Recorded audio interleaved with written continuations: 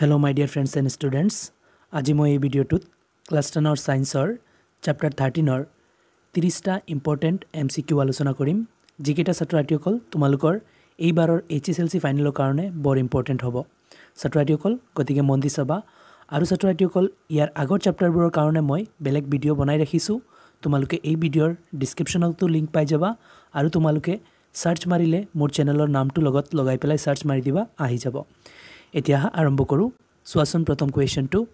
এটা বাণিজ্যিক মটৰত তলৰ কোনটো ব্যৱহৃত নহয় সো অপচন দিয়া আছে বৃহৎ সংখ্যক কপাৰ কুণ্ডলী অপচন বি আছে স্থায়ী চুম্বক অপচন সি আছে আৰ্মেচাৰ অপচন ডি আছে ব্ৰাছ তেনৰ ছাত্ৰছাত্ৰীসকল শুদ্ধ উত্তৰ হৈছে অপচন বি স্থায়ী চুম্বক বাণিজ্যিক মটৰত ব্যৱহাৰ কৰা নহয় তেনৰ অপচন বি হৈছে শুদ্ধ উত্তৰ এতিয়া ছাত্ৰছাত্ৰীসকল 2 নম্বৰ কোৱেশ্চনটো চোৱাচোন এটা এসি জেনাৰেটৰত তলৰ কোনটো ব্যৱহাৰ নহয় ছাত্ৰছাত্ৰীসকল চোৱা এসি জেনাৰেটৰত কোনটো ব্যৱহাৰ নহয় বুলি খুদিছে তেনলে আমাৰ অপচন দিয়া আছে চাৰিটা চোৱাচোন ফলা আঙুটি দুটা সম্পূৰ্ণ আঙুটি ব্ৰাছ চুম্বক তেনলে ছাত্ৰছাত্ৰীসকল শুদ্ধ অপচন হৈছে অপচন এ ফলা আঙুটি এটো এসি জেনাৰেটৰত ব্যৱহাৰ নহয় এতিয়া ছাত্ৰছাত্ৰীসকল 3 নম্বৰ কোৱেশ্চনটো চোৱা ইয়াতে দিয়া আছে এটা ডিসি জেনাৰেটৰত তলৰ কোনটো ব্যৱহৃত নহয় ডিসি জেনাৰেটৰত কোনটো ব্যৱহাৰ নহয় বুলি আমাক খুদিছে আৰু অপচন দিয়া আছে ফলা আঙুটি দুটা সম্পূৰ্ণ আঙুটি অপচন সি ব্ৰাছ আৰু অপচন ডি হৈছে চুম্বক তেনে ছাত্ৰছাত্ৰীসকল শুদ্ধ অপচন হৈছে দুটা সম্পূৰ্ণ আঙুটি ডিসি জেনাৰেটৰত ব্যৱহাৰ নহয় এতিয়া ছাত্ৰছাত্ৰীসকল 4 নম্বৰ কোৱেশ্চনটো চোৱা কোৱেশ্চনত কৈছে এটা এসি জেনাৰেটৰত ব্যৱহাৰ হয়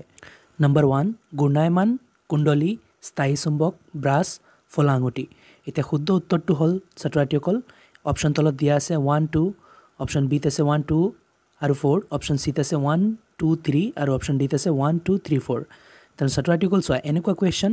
আমাৰ এইবাৰ ফাইনেলত আহি আছে তোমালোকে হাফ ইয়াৰলি আৰু প্ৰি ফাইনেল বোৰ দিছা তাতে দেখিছা এনেকুৱা কোৱেশ্চন আহি থাকে গতিকে ছাত্ৰছাত্ৰীসকল ইম্পৰ্টেন্ট কোৱেশ্চন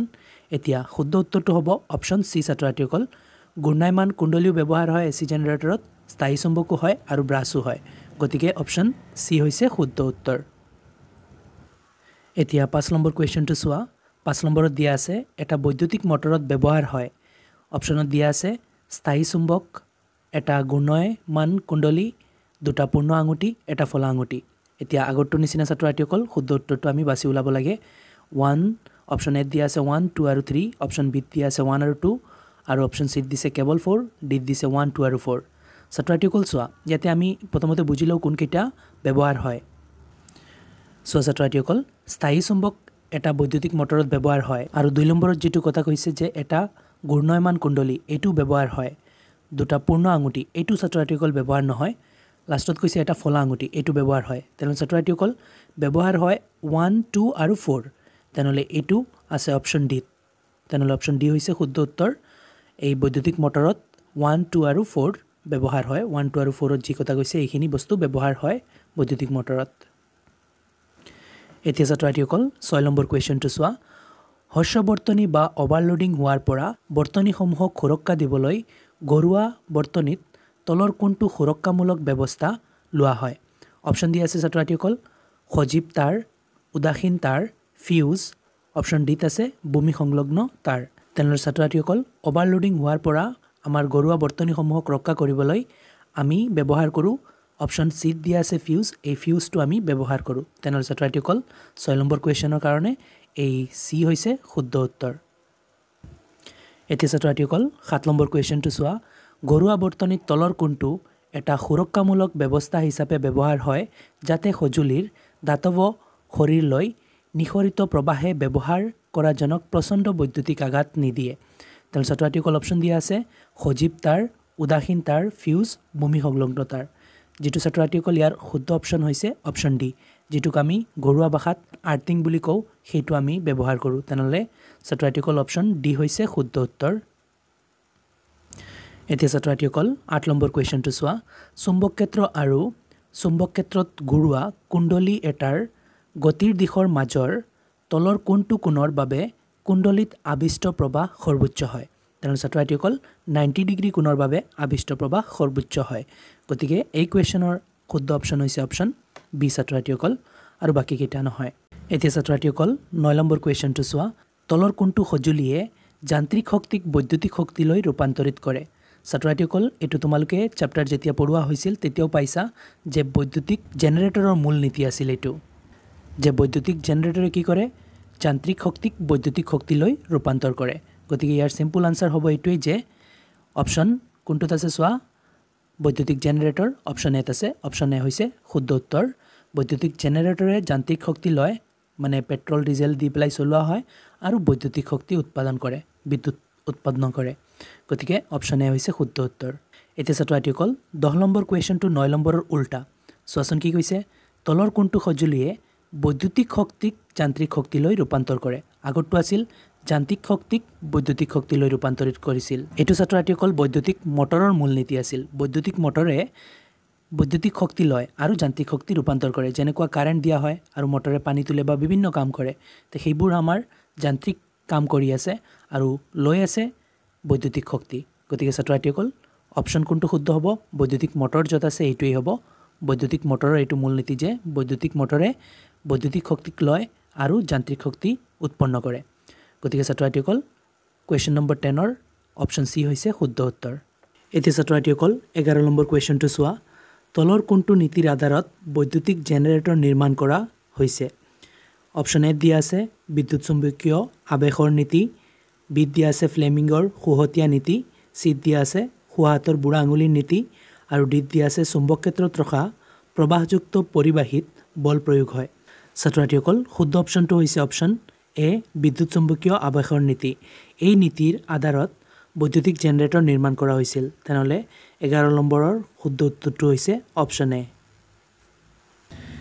এতিয়া ছাত্ৰছাত্ৰীসকল 12 নম্বৰ কুৱেশ্যনটো চোৱা তলৰ কোনটো নীতিৰ আধাৰত বৈদ্যুতিক মটৰ নিৰ্মাণ কৰা হয় অপচন দিয়া আছে বিদ্যুৎ চুম্বকীয় আবেশৰ নীতি ফ্লেমিঙৰ খুহতীয়া নীতি খুহাতৰ বুঢ়া আঙুলিৰ নীতি চুম্বক ক্ষেত্ৰত ৰখা প্ৰবাহযুক্ত পৰিবাহীত বল প্ৰয়োগ হয় ছাত্ৰছাত্ৰীসকল শুদ্ধ উত্তৰটো হৈছে অপচন ডি অপচন ডিত যেটো কৈছে চুম্বক ক্ষেত্ৰত ৰখা প্ৰবাহযুক্ত পৰিবাহীৰ বল প্ৰয়োগ হয় এই নীতিৰ আধাৰত বৈদ্যুতিক মটৰ নিৰ্মাণ কৰা হয় এতিয়া ছাত্ৰছাত্ৰীসকল 13 নম্বৰ কুৱেশ্যনটো চোৱা পৰিবাহী আৰু চুম্বক ক্ষেত্ৰৰ মাজৰ তলৰ কোনটো কোণৰ বাবে চুম্বক ক্ষেত্ৰত ৰখা প্ৰবাহযুক্ত পৰিবাহী এডালত প্ৰয়োগ হোৱা বল শূন্য হ'ব ছাত্ৰছাত্ৰীসকল ইয়াতে কোণৰ মান 4টা দিয়া আছে 45 90 ডিগ্ৰী 60 ডিগ্ৰী 180 ডিগ্ৰী শুদ্ধ অপচন ছাত্ৰছাত্ৰীসকল 180 ডিগ্ৰী হয় এতিয়া ছাত্ৰছাত্ৰীসকল 14 নম্বৰ কুৱেশ্যনটো চোৱা এটা বৈদ্যুতিক মটৰত কুণ্ডলীত প্ৰবাহৰ দিশ সলনি হয় প্ৰতি 2 পাকৰ মূৰত এটা পাকৰ মূৰত আধা পাকৰ মূৰত 4টা পাকৰ মূৰত শুদ্ধ উত্তৰটো আমি বাছি উলাব লাগে ছাত্ৰছাত্ৰীসকল মনত ৰাখিবা বৈদ্যুতিক মটৰৰ কুণ্ডলীৰ প্ৰবাহৰ দিশ সলনি হয় প্ৰতি আধা পাকৰ মূৰত গতিকে অপচন চি হৈছে শুদ্ধ উত্তৰ তাৰ পিছত 15 নম্বৰ কুৱেশ্যনটো চোৱা তলৰ কোনটোৱে এটা বৈদ্যুতিক মটৰত দিক পৰিৱৰ্তক হিচাপে কাম কৰে অপচন দিয়া আছে আয়তাকাৰ কুণ্ডলী শিল্প ৰিং বি অপচনত চি অপচনত দিয়া আছে ব্ৰাছ ডি দিয়া আছে ফলা আঙুঠি ছাত্ৰছাত্ৰীসকল মনত ৰাখিবা ফলা আঙুঠিয়ে বৈদ্যুতিক মটৰত দিক পৰিৱৰ্তক হিচাপে কাম কৰে এটো দিক পৰিৱৰ্তন কৰে বিদ্যুৎ প্ৰবাহৰ গতিকে অপচন ডি হৈছে শুদ্ধ উত্তৰ এতিয়া 16 নম্বৰ কুৱেশ্যনটো চোৱা এটা ডিসি জেনাৰেটৰত ব্যৱহাৰ হয় অপচন এ দিয়া আছে দুটা শিল্প ৰিং এটা ফলা আঙুঠি অপচন চি দিয়া আছে এ নাইবা বি